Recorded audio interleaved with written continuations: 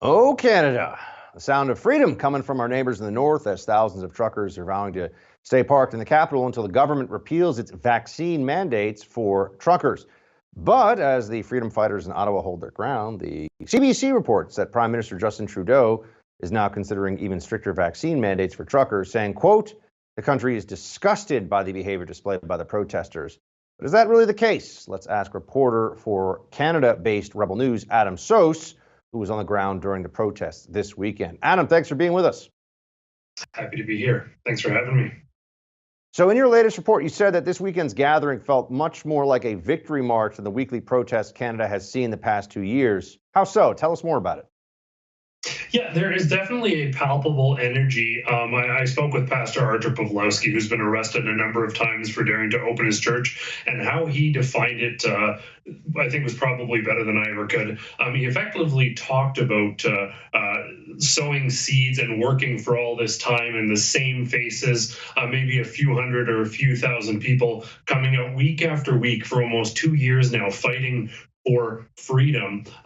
The truckers have taken the lead and taken the reins, and it feels like the country is more united than ever. All the way from the West Coast, the convoy made its way across the country. I'm in Calgary here, and they're now in Ottawa. But we had, in a city of 1.2, 1.3 million, thousands of people take to the streets here in Calgary. People were in the streets of Vancouver.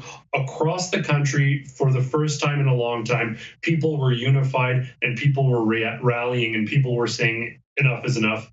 The extent of the response from Prime Minister Justin Trudeau and these state-funded media outlets to vilify this peaceful, friendly, exuberant protest speaks to how effective it is. It says nothing about the actual people who are very friendly, but it certainly speaks to the impact that this rolling convoy is having.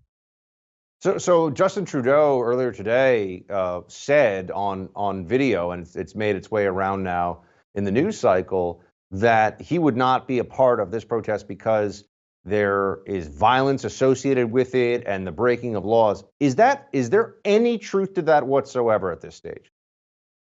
No, it's absolutely a mischaracterization of what's happening here. He has also repeatedly stated that anyone basically unvaccinated or amongst those ranks at least are misogynists and racists, despite the fact that, say, Black communities are the most vaccine hesitant out of any.